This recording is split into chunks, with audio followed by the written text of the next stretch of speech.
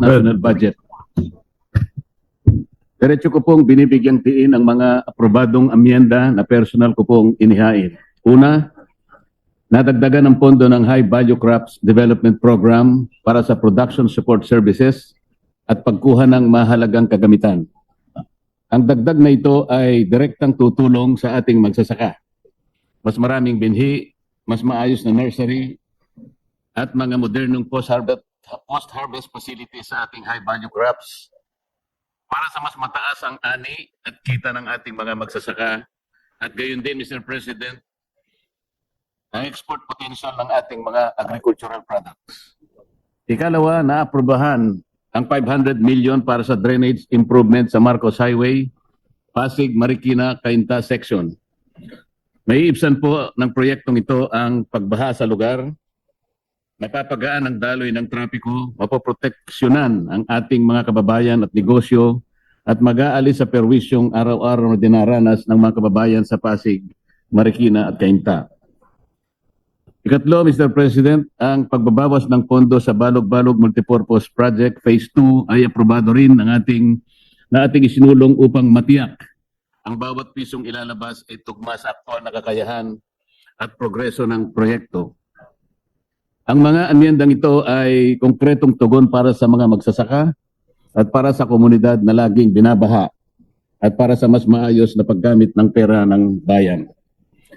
Kahit hindi po pinayagan ng ibang mungkahi na amyenda, ganap ko pong nauunawa na tinatanggap ang mekanismo ng consensus sa kapulungan ito. I therefore vote yes, Mr. President. For senators fighting for the different agencies that they believe deserve more funding. I know it isn't an easy job, and we commend our chairman for the good work that he has done. Nevertheless, he knows that I am not happy with the failure to provide the earmarked funds that should have been delivered to PhilHealth.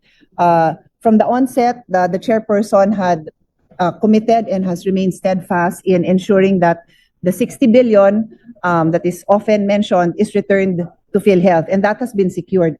But we have been pointing out, Mr. President, that even for each year that PhilHealth has earmarked funds, there has always been a shortage, Mr. President. And for this year, there is still a shortage of 16 billion. 16.52 billion is the shortage from the earmark collection. Let me be clear. This is not a matter of a unfunded loan. This is earmarked. So saan napunta yun? Merong kalokohan dito. Merong violation of fiduciary duties, Mr. President, if the funding that by law has been earmarked for syntax and shall be given to PhilHealth, it is not delivered to PhilHealth. I do not want this body to be complicit in allowing this to happen. Let's be clear, hindi tayo ang may kagagawan yan. BIR certified that 69 billion is available. 53 billion lang, I'm talking about 2025, no? For 2025, 53 billion lang ang nasa NEP. And so when we fail to give the entire amount of 69 billion earmarked, then we are allowing the 16 billion to be parked somewhere else, to be used somewhere else, to be drowned and forgotten somewhere else.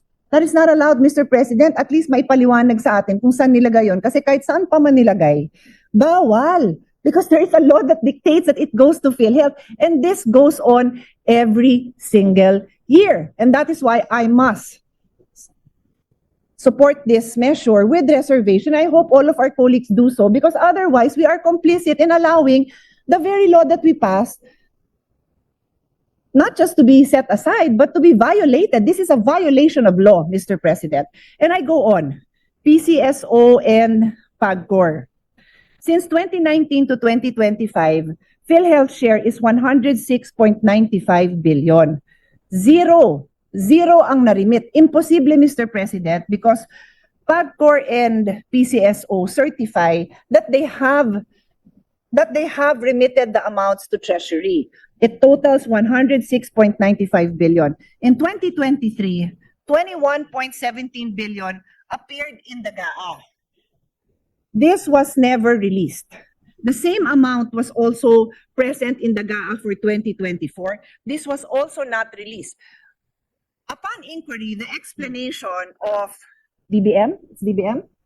The explanation of DBM is the law that earmarks this PAGCOR and PCSO amounts states that this is subject to the usual budgeting, accounting, auditing principles, etc. More or less, kanilang accounting, auditing, budgeting principles. Pumasa naman dahil nilagay sa GAA. Hindi naman mapupunta sa GAA yan kung hindi dumaan nga dun sa process nila. Hindi pa rin na-release. In 2024, ganun din. Nilagay sa GAA, hindi rin na-release. So there is a concerted effort, Mr. President, to disregard this law that we passed. There's a concerted effort to pretend that we truly care about the health of the Filipino people, and yet earmark fundings do not go to PhilHealth. So, Mr. President, I hope that my statements do not fall on deaf ears. There is still a chance. There is still the BICAN. Maliwanag naman sa usapan sa majority that ilalaban naman ang mga paniniwala natin. And I am reminding everyone that this is a law that we have passed. This amount has no right to be sitting in another agency. Filipinos have the right to know where this goes, because even if we know where these amounts are, they're supposed to be in the hands of PhilHealth, Mr. President. Mark my word, abangan po natin ang fulfillment ng zero balance billing. I believe that from the President down to the PhilHealth officials, gusto nilang mangyari to. Mangyayari ba to kung walang sapat na budget? Panoorin po natin, abangan natin.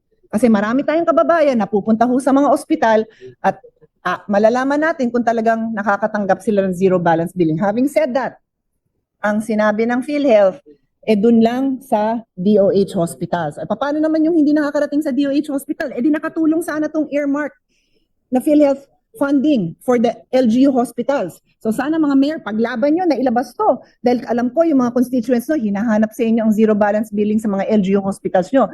Paglaban po natin na makarating din naman sana sa mga kababayan natin na ang malapit na ospital sa kanila, yung LGU hospital. Kung dun sa lugar nila, wala man lang DOH hospital at may private hospital, dapat makagamit din sila ng PhilHealth zero balance billing. Dapat.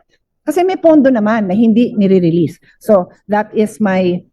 I have many other comments, Mr. President, but this is the most important one for me. The rest I will submit in writing and just ask that it form part of the record. Thank you very much, Mr. President. Mr. President, we recognize our distinguished colleague from the province of Tarlac and Pampanga, the province